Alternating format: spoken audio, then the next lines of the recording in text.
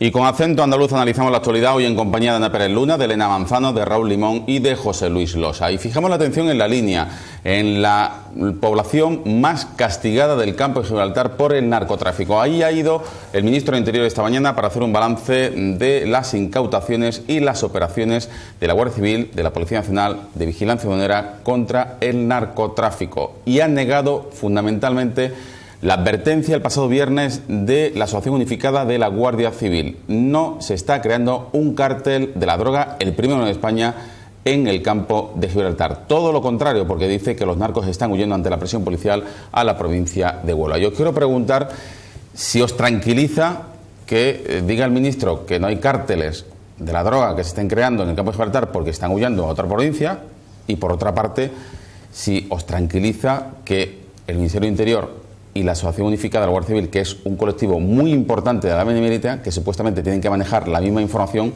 tengan dos visiones tan distintas de lo que está ocurriendo en el campo de Gibraltar. Raúl.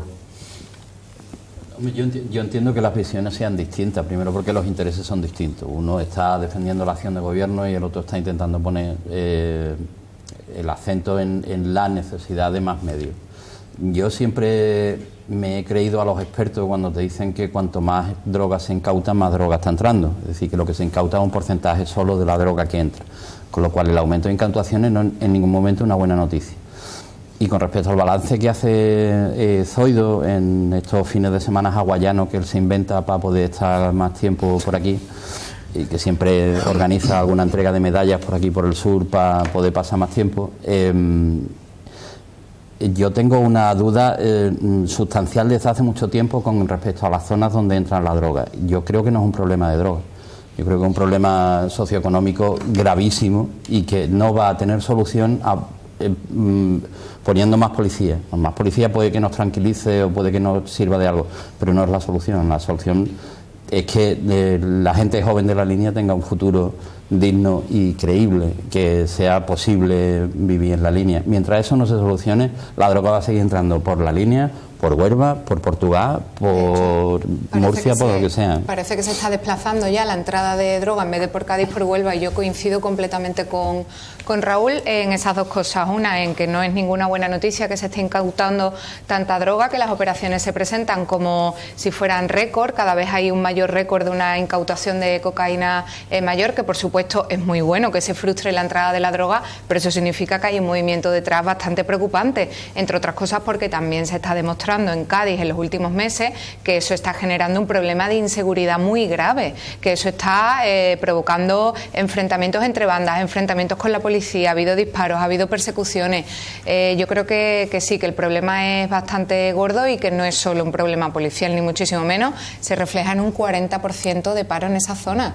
Es que supera la media andaluza y por supuesto a la media nacional en muchísimos puntos, con lo cual hay que mirar un poquito más profundamente cómo se erradica esto, que no sea tapando un agujero para desviarlo y que penetre por otro. Es que una cosa, efecto a lo que decía Raúl, por ejemplo, las tres poblaciones donde más se incauta droga en la provincia de Cádiz, que son La Línea, Barbate y Sanlúcar de Barrameda, son tres de las poblaciones con más paro, no de Andalucía, sino de España. Claro, y de Europa. Y de Europa, efectivamente.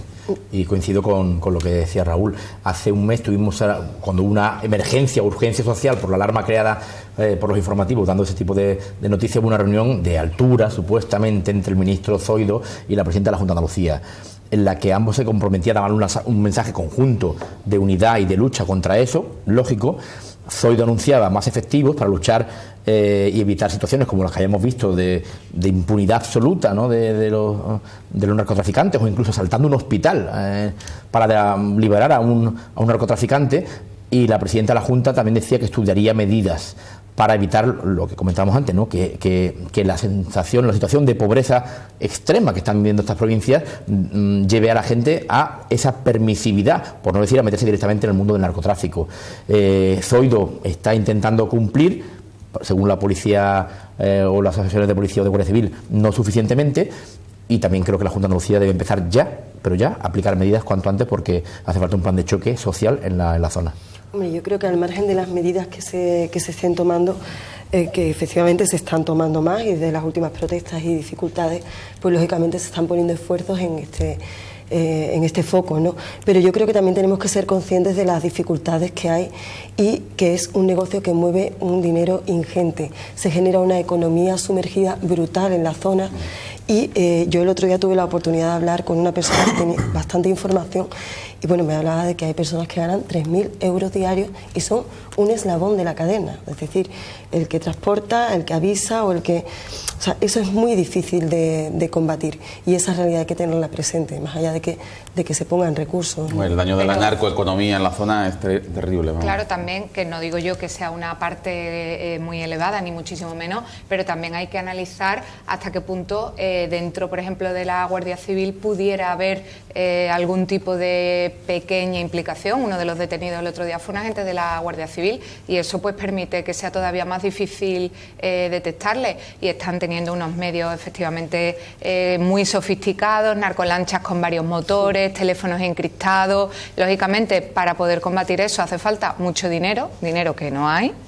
Y todo se complica, claro. Eso es lo que decía precisamente Elena el pasado viernes en la Asociación Unificada de la Guardia Civil. Cuidado que la narcoeconomía puede llegar a intoxicar las instituciones, las administraciones, los colectivos, la Guardia Civil, porque evidentemente es muy tentador, ¿no? Claro, eso sería si son 3.000 euros simplemente el busquimano que coge un fardo, 3.000 euros el que va con un teléfono móvil y avisa, cuidado que va por la policía por aquí. Fue lo que pasó en Galicia, que lo estamos viendo ahora en la serie Galicia, y en el que haya podido leerse el libro y el que tenga un poco de conocimiento de lo que pasó en aquella época, que más de la mitad de la población gallega, no sé si incluso un 70%, estaba de alguna manera o de otra, directa o indirectamente implicada con el negocio.